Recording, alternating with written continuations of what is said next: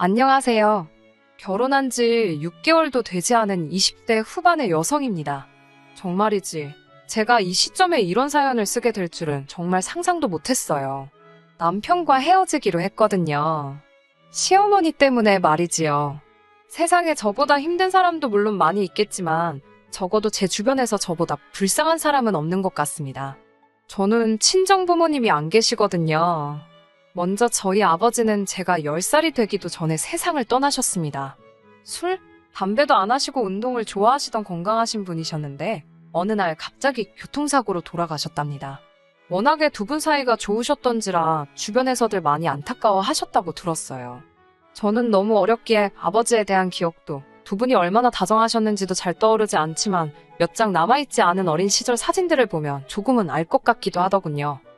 그나마 아버지가 돌아가신 이후에 한동안 친가에서 이따금씩 생활비에 보태쓰라고 얼마씩 보내주셨다는 이야기를 어머니로부터 들었습니다. 하지만 그 액수가 넉넉지는 않았던 걸로 알아요. 그래서인지 제 기억 속에 어머니는 한시도 쉬지 않고 일을 하셨어요. 낮에는 인근 아파트의 관리사무실에서 격리 일을 보셨고 퇴근 후에는 바로 인근 고깃집에 가셔서 아르바이트도 하셨거든요. 어쩌다 한 번씩 퇴근길에 떡볶이를 사오시곤 했는데 지금까지 그것보다 맛있는 떡볶이는 먹어보질 못했네요. 자식이라면 누구나 자기 부모가 제일 안쓰럽겠지요. 저도 그렇습니다. 지금도 이따금씩 어머니 입가의 잔주름이나 손등에 튀어나온 힘줄 등을 떠올리면 가슴이 먹먹해져요. 이제는 그나마 그 손 한번 마음껏 만져볼 수도 없으니 더 그런 것 같기도 합니다. 저희 어머니는 제가 21살, 대학교 2학년이 되던 무렵 세상을 떠나셨어요. 갑작스레 어머니까지 돌아가신 뒤 저는 알지 못했던 3억이라는 유산과 저와 어머니가 살던 작은 빌라를 물려받게 되었습니다. 그렇게 지독하게 살던 어머니의 인생을 생각하면 턱없이 부족한 것 같으면서도 너무나 큰 돈이었어요.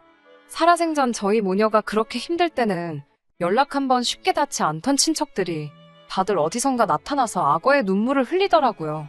어머니가 돌아가신 뒤 1년 동안은 정말이지 이 험한 세상을 배우며 조용한 싸움닭이 되었습니다.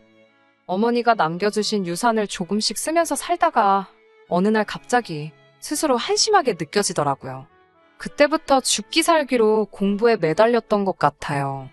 어디 가서 돈을 버는 것보다는 장학금을 받는 게 낫겠다 싶었거든요. 그럼 졸업하고 나서 취직이라도 잘할 수 있지 않을까 싶어서.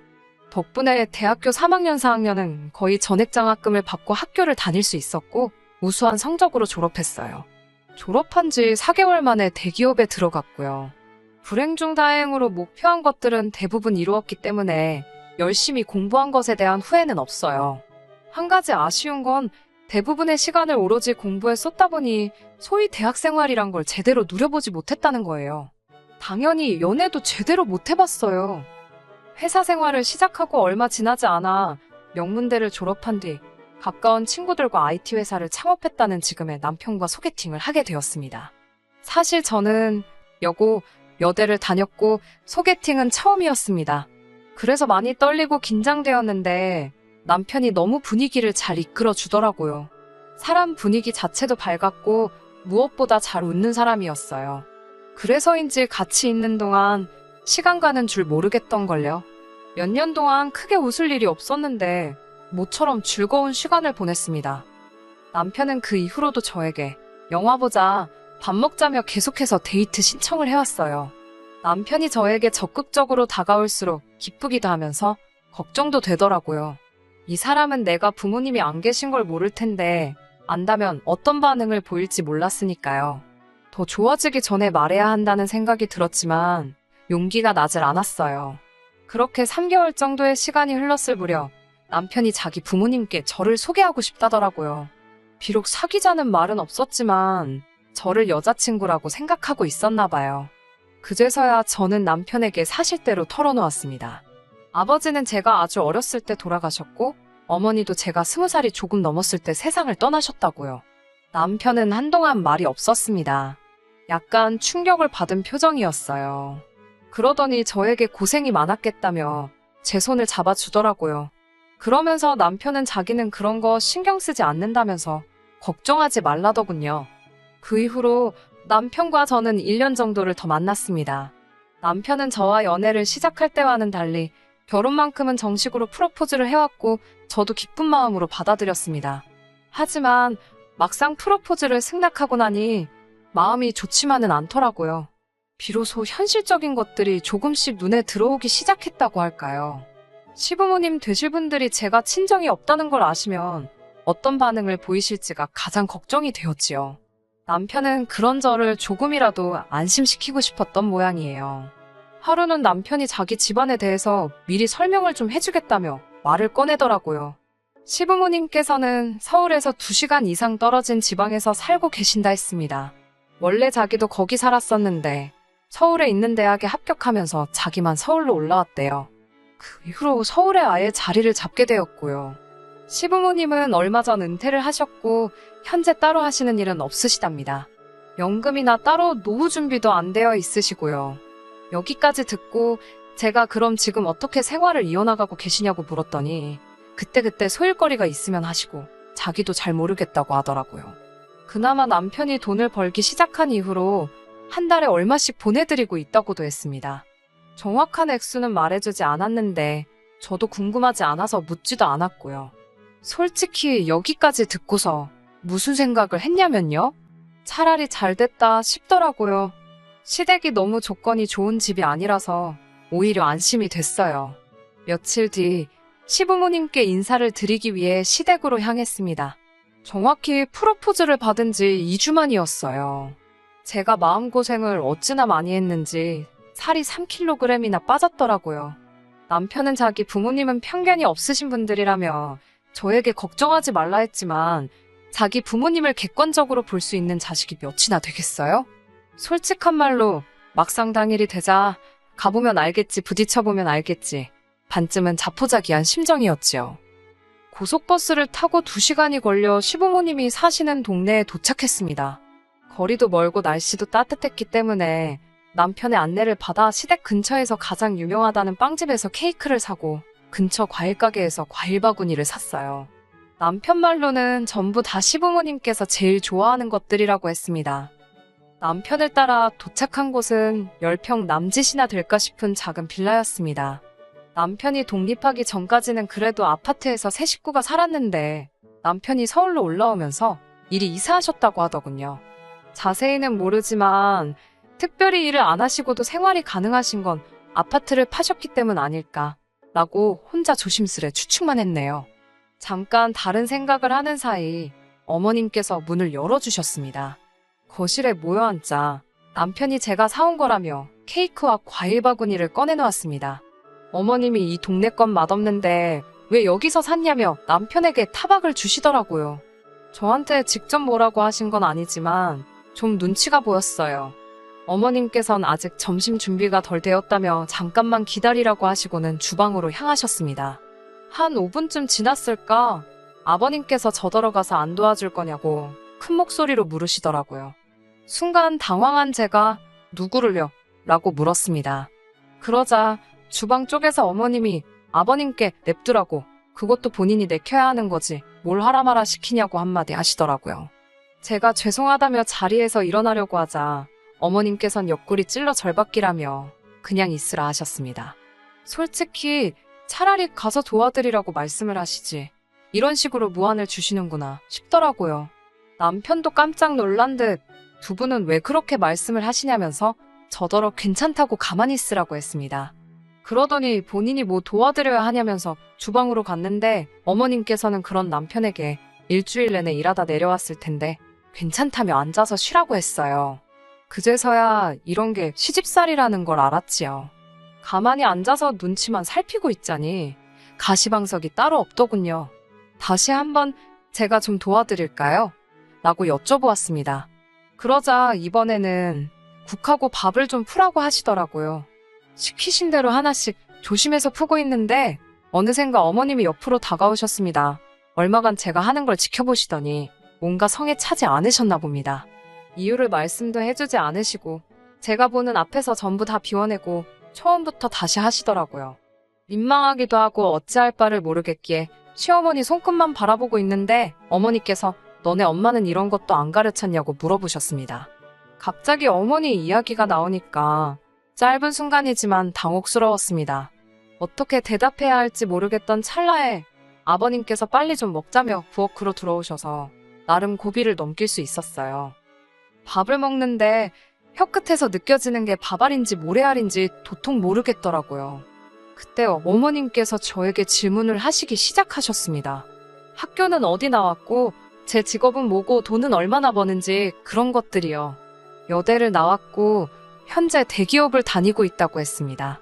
어머님은 시큰둥한 반응을 보이시더니 사실 당신은 저도 알다시피 아들이 명문대를 나왔기 때문에 며느리도 비슷한 수준을 맞길 바라셨답니다.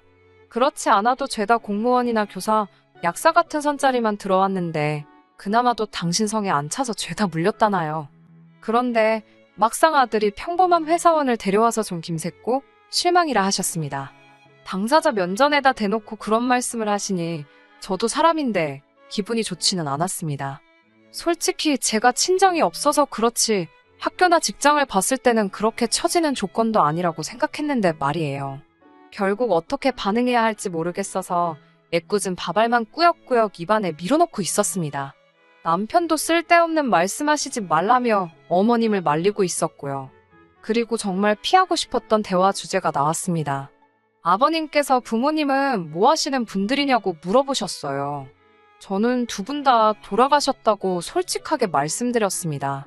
감출래야 감출 수 있는 것이 아니었으니까요. 그러자 어머님께서는 깜짝 놀란 표정을 지으시더니 사고인지 아니면 병인지 물으셨습니다. 솔직히 처음에는 무슨 말씀을 하시는 건지 제대로 알아듣지를 못했어요. 그러자 아버님께서 아파서 죽었냐고 아니면 뭐 다쳐서 죽었냐고 그러시는 거예요. 호통치듯 물어보셔서 깜짝 놀랐고 아버님의 거친 말씀에 마음이 아팠습니다. 아무리 본인 일이 아니라지만 너무 무신경하게 말씀하시는 모습에 솔직히 실망스러웠어요. 저는 아버지는 사고로 돌아가셨고 어머니는 병으로 돌아가셨다고 말씀드렸습니다. 그러자 유전병이냐고 물어보셔서 그건 아니라고 하니 시간 되는 대로 건강검진을 받아서 그 서류를 보여달라고 하시더군요. 씁쓸했지만 시부모님 입장에선 찝찝하시면 그런 소리를 하실 수도 있겠다 생각하고 애써 이해해드리려고 했습니다. 하지만 곧이어 어머님께서 저를 쳐다보시더니 어쩐지 그래서 처음부터 뭔가 다 내 마음에 안 들었구나. 지금 보니까 엄마 없는 티가 난 거네 라고 하셨습니다. 순식간에 식사 자리에는 어색한 공기가 맴돌았고 제가 먼저 죄송하다 말씀드리고 자리에서 일어났습니다. 집으로 돌아와 한참을 울었습니다. 제 노력으로 어떻게 할 수 없는 일이라 더 슬프고 억울했어요. 그때 모르는 번호로 전화가 걸려왔습니다. 전화를 받으니 어머님이셨어요.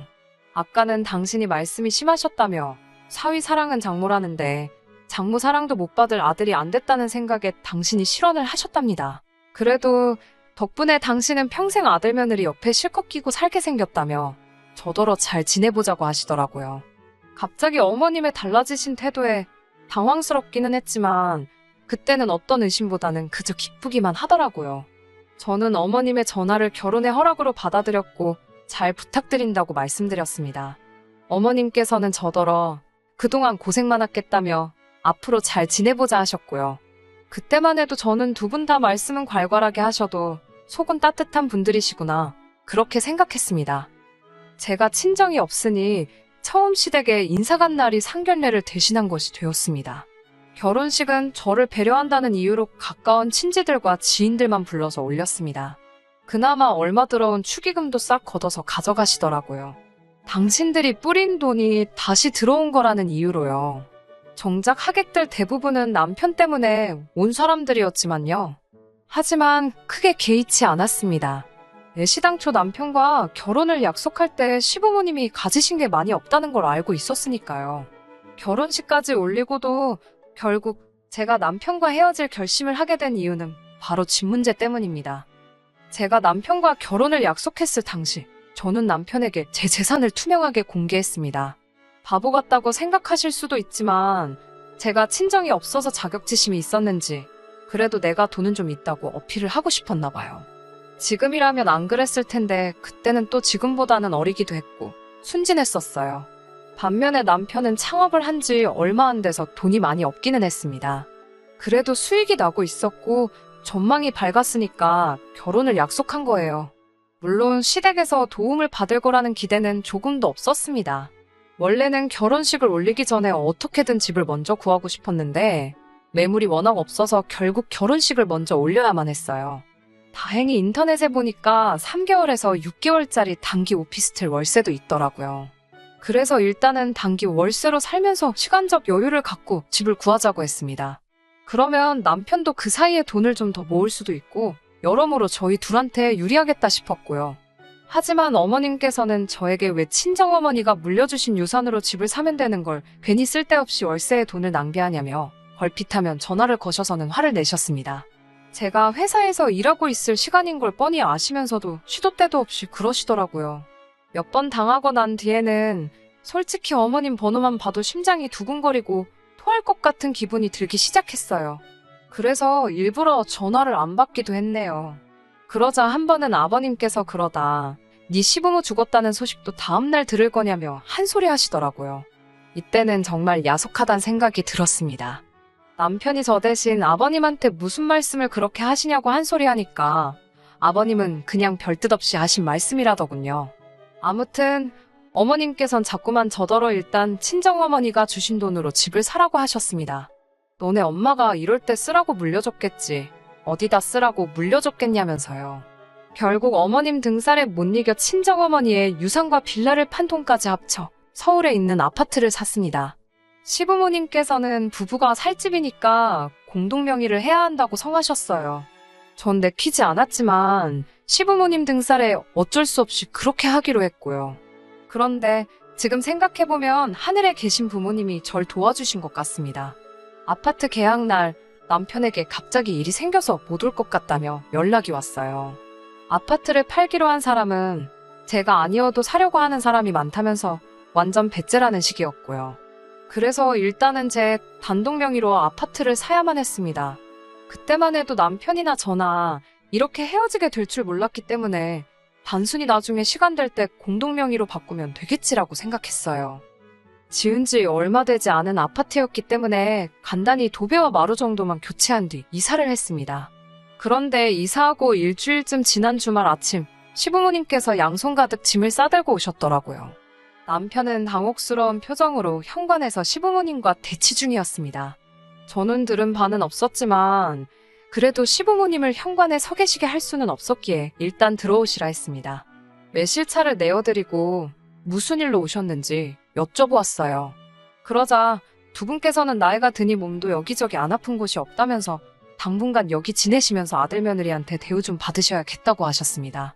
생각지도 못한 시부모님의 말씀에 당혹스러웠지만 그렇다고 먼 길 올라오신 두 분을 바로 돌려보낼 수도 없는 노릇이었지요. 일단 기왕 올라오셨으니 한 일주일 쉬고 가시라 했습니다. 그런데 그날 오후부터 어머님께서는 잘난 당신 아들이 서울에 집을 마련했다며 지인들에게 전화를 돌리기 시작하셨습니다. 그뿐 아니라 집들이를 한다며 몇몇 분들은 초대도 하셨고요. 저에게 오라고 했다가 못 오게 하면 당신 체면이 서질 않으니 손님들이 오는 날은 회사에 휴가를 내던 어떻게 해서라도 손님 맞을 준비를 하라고 하셨습니다. 그제서야 뭔가 단단히 잘못되어 가고 있다는 생각이 들었어요. 결국 고심 끝에 어머님께 이번 한 번은 제가 어머님 체면도 있고 아니 손님들이 오실 때 자리를 피해드리겠다 했습니다. 하지만 여기는 저희 둘이 사는 집인 만큼 앞으로는 꼭 연락하고 오시고 마음대로 어머님 손님이든 아버님 손님이든 부르지 마시라고 말씀드렸어요. 그러자 시부모님 두 분 다 당신들이 아들 집 오겠다는데 왜 며느리 허락이 필요한 거냐며 네가 뭔데 와도 된다 만다를 따지냐고 호통을 치셨습니다. 전 순간 이 두 분이 무슨 기억상실이라도 걸리셨나 싶었습니다. 이 집을 제 돈으로 샀다는 걸 그새 까먹기라도 하신 건가 싶었거든요. 그게 까먹어질 일인가 싶었고요.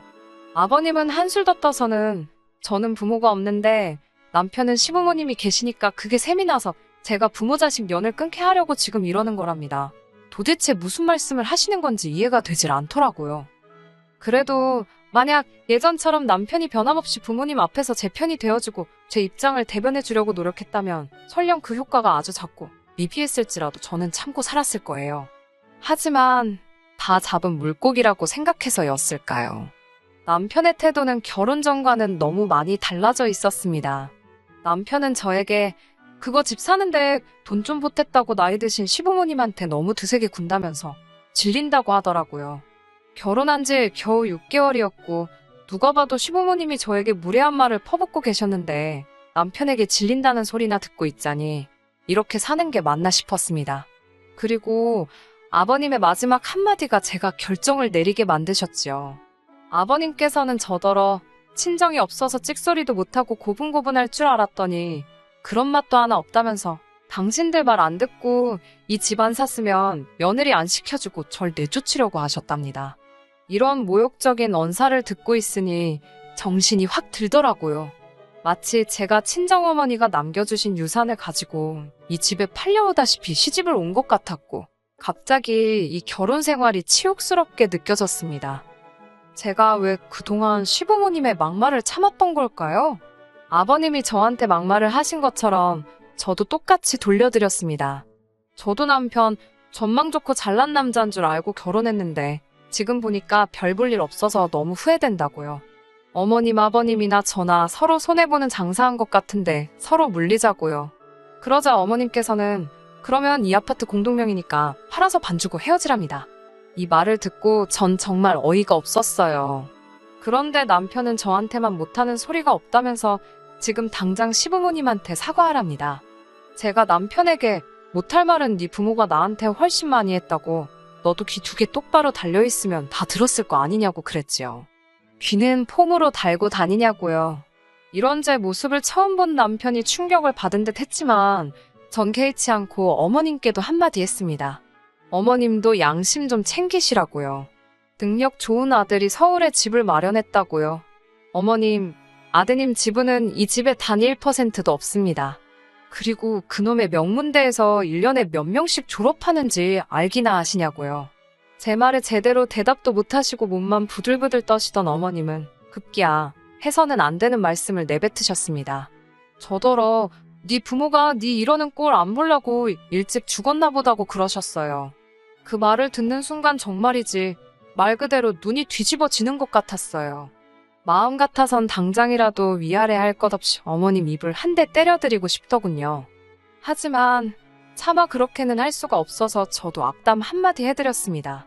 어머님이 자꾸 이런 모습 보여주시면 어머님 아들도 어머님 이러는 꼴 안 보려고 일찍 죽을지도 모르겠다고요.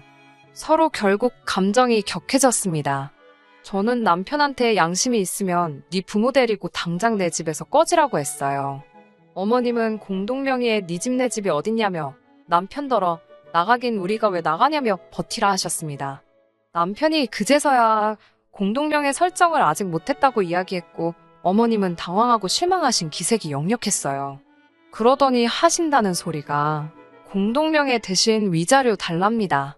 친정도 없는 며느리 유산 보고 결혼시켰는데 이런 뻔뻔한 경우가 어디 있냐며 소리소리를 지르더라고요. 전 법대로 하라고 했고요. 소리만 지르면 뭐 다 되나요? 결국 제 생각대로 애시당초 유산으로 받은 재산인데다가 혼인신고도 되어 있지 않았기에 남편 몫으로 돌아갈 건 단 1원도 없었습니다. 게다가 그 짧은 기간 동안 부동산 시장이 엄청 활발했던 터라 제가 사놓은 아파트가 그새 가격도 제법 올랐더라고요. 저희 시어머니는 나중에는 얼마나 마음이 급해서 그런 건지 그게 다 자기 덕이라며 집값이 상승한 부분만큼은 자기에게 줘야 된다는 말도 안 되는 억지를 쓰셨지만 당연히 효과는 없었지요. 결국 그로부터 얼마 지나지 않아 저와 남편은 헤어졌습니다. 그나마 불행 중 다행으로 서류 한 장 얽힌 게 없었기에 모든 것이 워낙에 수월하게 정리되었습니다. 돌이켜 생각해보면 결정적인 순간마다 번번이 하늘에 계신 부모님이 저를 지켜주셨던 것 같아요. 지금은 남편이 밉고 그런 감정은 남아있지 않습니다. 그저 가끔씩 나에게도 고민을 털어놓거나 아프다고 투정을 부릴 수 있는 친정이 있다면 얼마나 좋을까 싶어요. 다시 혼자가 되어버렸다고 생각하니 씁쓸하긴 하네요. 하지만 하늘에서 절 지켜보고 계실 부모님을 위해서 다시 한번 기운내 열심히 살아보려고요. 끝까지 들어주셔서 감사합니다. 오늘의 사연은 여기까지입니다. 구독과 좋아요, 알람 설정 부탁드리고 더 좋은 사연으로 다시 찾아뵙겠습니다. 감사합니다.